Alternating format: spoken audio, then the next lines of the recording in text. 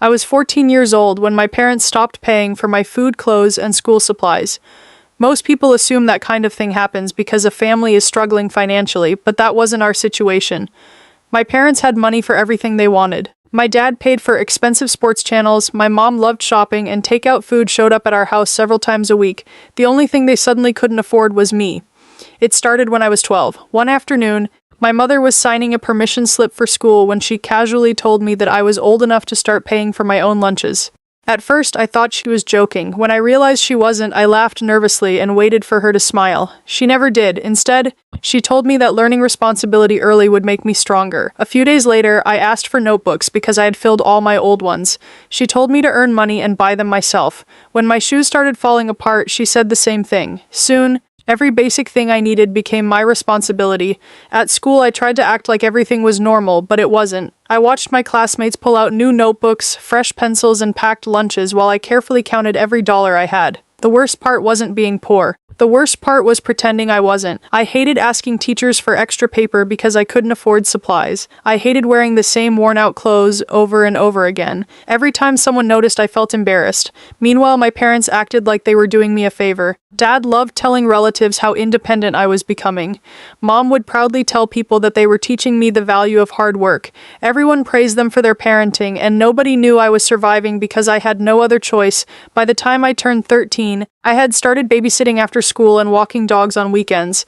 The money wasn't much, but it helped me buy basic things. Soon I added lawn mowing and pet sitting to my list of jobs. I worked whenever I could. While other kids spent their afternoons hanging out with friends, I spent mine trying to earn enough money to eat. Some nights I would come home exhausted and find my parents sitting at the kitchen table eating restaurant food. The smell would fill the entire house while I stood there wondering if I could afford groceries that week. They never offered to share. Instead, my mother would tell me that if I wanted better food, I should work harder. Eventually, I stopped expecting kindness from them. It hurt less that way. Ironically, those years taught me more about money than my parents ever knew. Because every dollar mattered, I learned how to budget carefully. I tracked every expense and avoided wasting money. My small business started growing. Neighbors recommended me to their friends, and before long, I had regular customers. I wasn't making a fortune, but I was earning enough to survive. The funny thing was that while I was becoming responsible, my parents continued spending recklessly. They bought expensive electronics, ordered food they didn't need, and acted as though money would always be there. Dad constantly complained about how expensive children were, even though he hadn't paid for anything related to me in years. Every time he said it, I wanted to tell him the truth, but I knew it wouldn't matter. Then everything changed. My father lost his job. At first, nobody seemed worried. Dad acted confident and told everyone he would find another position quickly. Weeks passed, then months. The confidence disappeared. The bills started piling up. The arguments became louder. For the first time in my life, I watched my parents experience the same financial fear I had been living with for years. One evening, my mother knocked on my bedroom door and sat beside me. She looked nervous, which immediately made me suspicious. After a few minutes of awkward conversation, she finally asked if I could lend them money for groceries. I almost laughed. For years, they had watched me struggle without helping. Now they wanted help from me. When I refused, her expression changed instantly. She accused me of being selfish. A few days later, my father tried the same thing. He told me that family members should support one another during difficult times. I reminded him that I had been supporting myself since I was 12. He didn't like that answer. The requests kept coming. Every few days they asked for money. Every few days I said no. The more I refused, the angrier they became. Dad started acting as though I owed them something. Mom complained that I was ungrateful. They talked about sacrifice and responsibility as if they hadn't abandoned their own responsibilities years ago. I focused on my work, saved every dollar I could, and tried to stay out of their way. Deep down, though, I knew something worse was coming. One evening, both of my parents walked into my room together. The moment I saw them standing there, I felt a knot form in my stomach. Dad was carrying several sheets of paper. Mom folded her arms and stood beside him. Neither of them looked happy. Dad placed the papers on my desk and told me they had made a decision. Confused, I picked them up and started reading. My heart nearly stopped. It was a rental agreement. They wanted me to pay $600 a month plus utilities if I wanted to continue living in their house. For several seconds, I genuinely thought it had to be some kind of joke. Then I looked up and saw that neither of them was smiling. My hands tightened around the papers. $600 was almost everything I earned. If I paid them that amount, I wouldn't have enough money left for food, school supplies, clothes, or emergencies. They knew that. They understood exactly what they were asking. Dad slid a pen across the desk and calmly told me that I had two choices. I could sign the agreement and start paying rent, or I could find somewhere else to live. My mind raced as I stared at the contract. For years I had convinced myself that my parents were just strict, selfish, or careless. But sitting there with that paper in my hands, I finally realized something much worse. They didn't see me as their daughter anymore. They saw me as a source of income. And as I looked down at the signature line waiting for my name, I knew that whatever happened next was going to change everything. I didn't sign the contract. That night, I sat on my bed staring at the papers while my parents watched television downstairs like nothing had happened. My hands were shaking as I ran the numbers over and over in my head. In a good month, I earned enough money to cover my food, clothes, school supplies, and save a little for the future. If I paid them $600 plus utilities, almost everything I earned would disappear. I wouldn't have enough money left to survive. The more I thought about it, the more I realized this wasn't a request. It was a trap. Instead of signing, I spent hours searching online. I wanted to know if parents could legally charge rent to their 14-year-old child. The answers were confusing, but one thing kept appearing again and again. Parents were legally required to provide basic necessities for their minor children. Food, shelter, clothing, and education weren't optional. They were responsibilities. The more I read, the more uncomfortable I became. My parents hadn't paid for my food in years. They hadn't bought me clothes since I was 12. They had forced me to support myself while acting like they were teaching me responsibility. For the first time, I started wondering if what they were doing wasn't just unfair. Maybe it was wrong. The next morning, I told my parents I wasn't signing anything until I understood it completely. The reaction was immediate. Dad slammed his coffee mug onto the counter so hard that coffee splashed across the table.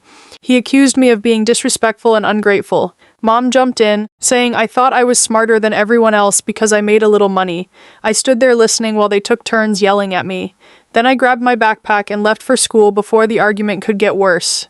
The entire day, I couldn't focus. My teachers talked, students laughed, and classes continued like normal, but my mind stayed fixed on that contract sitting on my desk at home. During lunch, I finally made a decision. Instead of eating alone like I usually did, I walked to the counselor's office. Mrs. Carter had always seemed kind. Whenever she saw students struggling, she actually listened. When she invited me into her office and asked what was wrong, the entire story came pouring out. I told her everything. I told her about buying my own food, paying for my own clothes, working multiple jobs, and now being told to pay rent or leave. She didn't interrupt once. She just listened while taking notes. When I finished, the room was silent. Mrs. Carter looked genuinely concerned. She asked questions about my situation, my parents, and how long everything had been happening. The more details I gave, the more serious her expression became.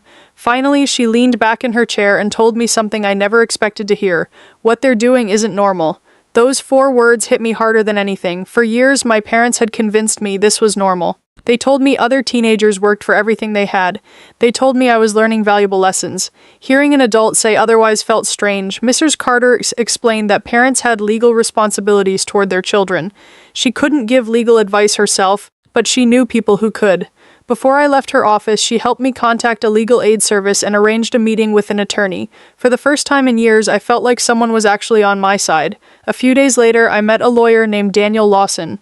He listened to my story just like Mrs. Carter had. Unlike my parents, he didn't praise my independence. Instead, he looked disturbed. He asked detailed questions about food, clothing, school expenses, and the rent contract. Then he reviewed photographs I had saved on my phone. Pictures of empty cabinets, pictures of my budget records, pictures showing years of expenses I had paid myself. When he finished reviewing everything, he closed his notebook and looked directly at me. "You've done an incredible job taking care of yourself," he said, "but you shouldn't have had to." Those words almost made me cry. Daniel explained that my parents couldn't simply stop supporting their minor child and then demand rent. He said their actions raised serious concerns. More importantly, he said there were ways to protect myself. A few days later, he sent my parents an official legal letter. The letter wasn't threatening, but it was clear. It explained their legal obligations and reminded them that parents were responsible for providing basic necessities to their underage children. It also made it clear that forcing a 14-year-old to pay rent while refusing to provide support could create serious legal problems. I wasn't home when the letter arrived. I returned from school that afternoon and immediately sensed something was wrong. The house was silent. My parents were sitting at the kitchen table with the letter spread out between them. Neither one spoke when I walked in. Dad's face was red. Mom looked furious. For several long seconds, nobody moved. Then Dad slowly looked up. "You got a lawyer?" he asked. I nodded. The silence that followed felt heavier than any argument we had ever had. For the first time since I was 12 years old, my parents looked nervous, and in that moment I realized something important. They had never expected me to fight back. They thought I would sign the contract. They thought I would hand over my money. They thought I would keep accepting whatever they did. Now they knew things had changed, but what I didn't realize was that the legal letter was only the beginning. Because within a few weeks, people far more powerful than a lawyer would start asking questions about how my parents had treated me for the last 2 years, and their answers were about to put everything they had built at risk.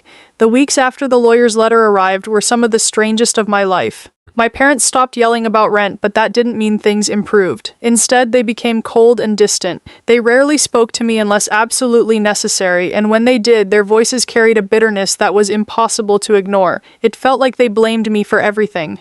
In their minds, I was the reason strangers were suddenly questioning how they treated their own daughter.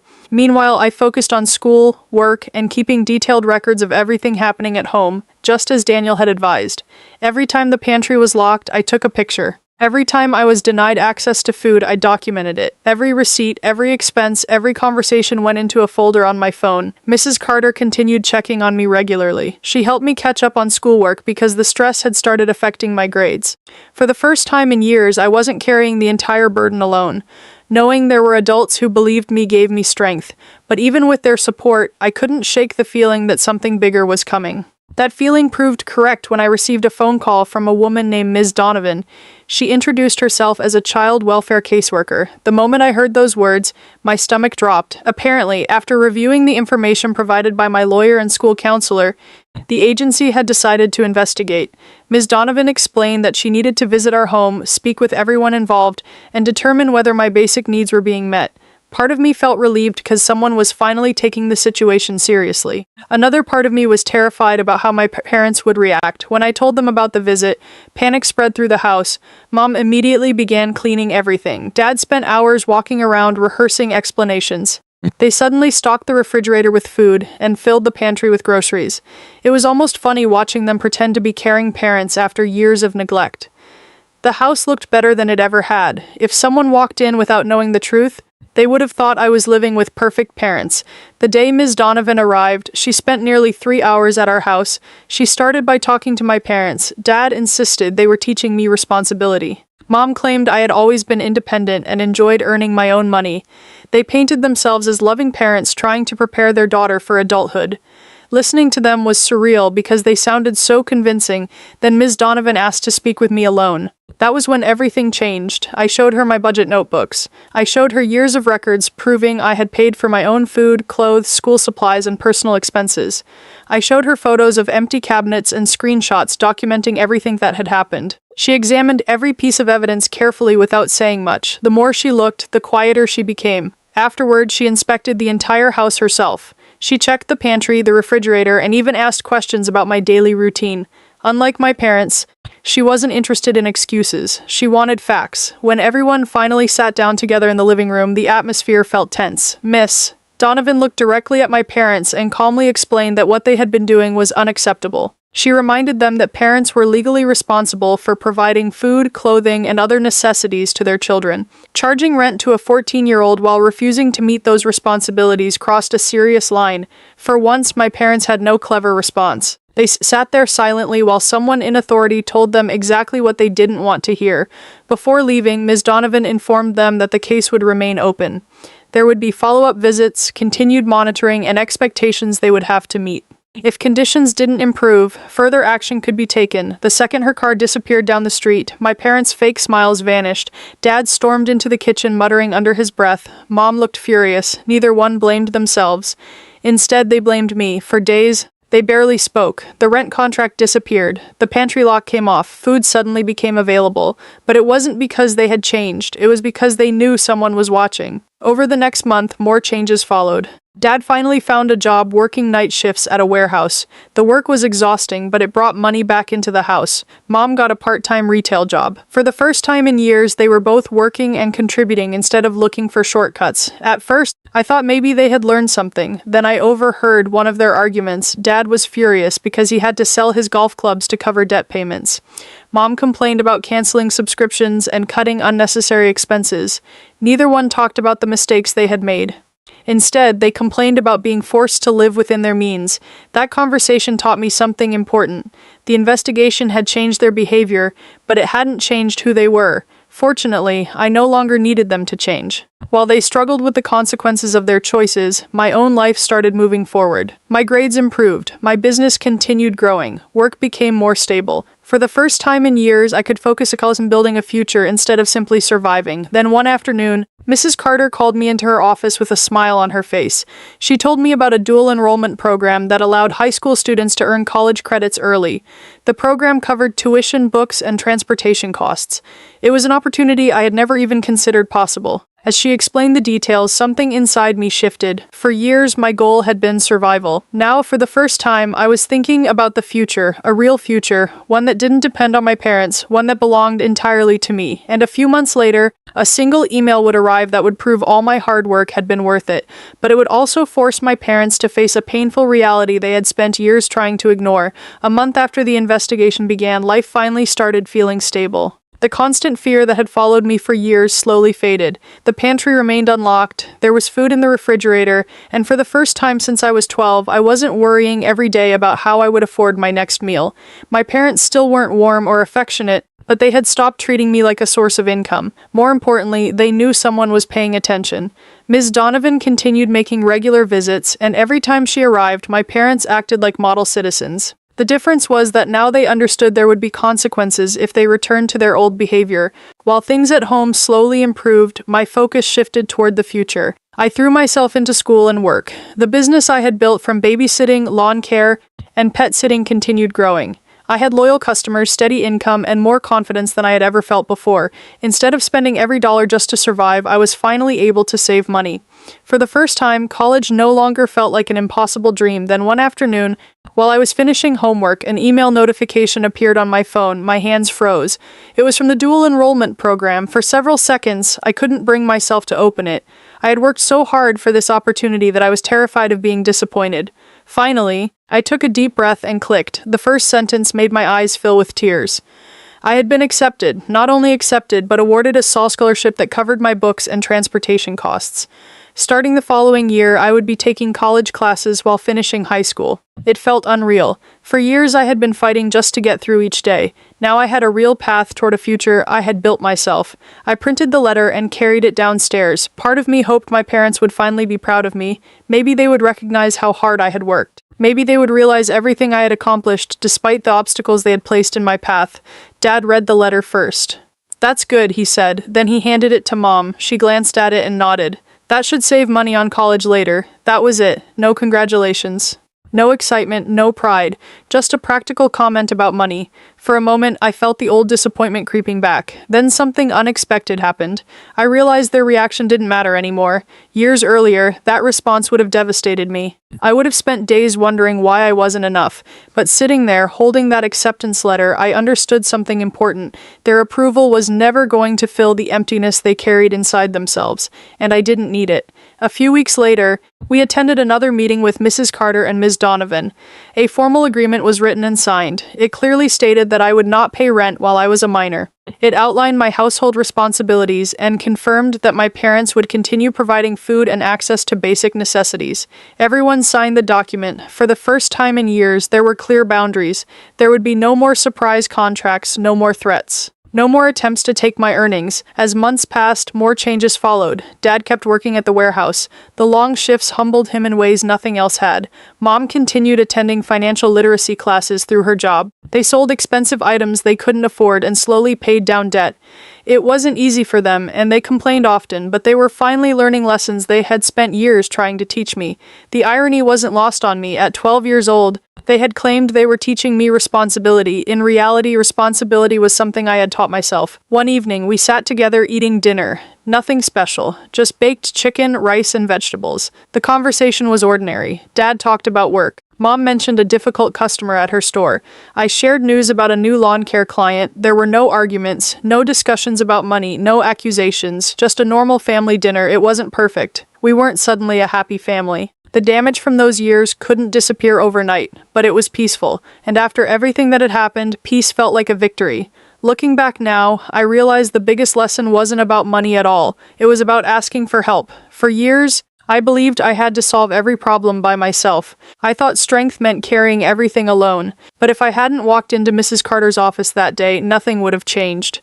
If I hadn't told the truth, my parents would have continued treating me the same way. The people who helped me, Mrs. Carter, Daniel, Ms. Donovan, Mrs. Parker, and even my manager at work, showed me something my parents never did. Real support doesn't make you weak. It gives you the chance to become stronger. By the time I turned 15, my life looked completely different from the one I had been living a year earlier. I had a clear path toward college, a successful small business, better grades, and adults I could trust. Most importantly, I had confidence in myself. My parents never apologized. Not really. Maybe they were too proud. Maybe admitting the truth would have forced them to confront their own failures. Either way, I stopped waiting for it, because in the end, I learned something far more valuable than an apology. I learned that the people who are supposed to support you don't always do so. Sometimes you have to build your own future. Sometimes you have to find your own family among the people who choose to stand beside you. And sometimes the greatest success isn't proving your worth to those who doubted you. It's realizing you never needed their permission to succeed in the first place. At 14 years old, my parents tried to charge me rent for living in their house. A year later, I was preparing for college, running my own business, and building a future they could no longer control, and that future was worth every fight it took to reach it.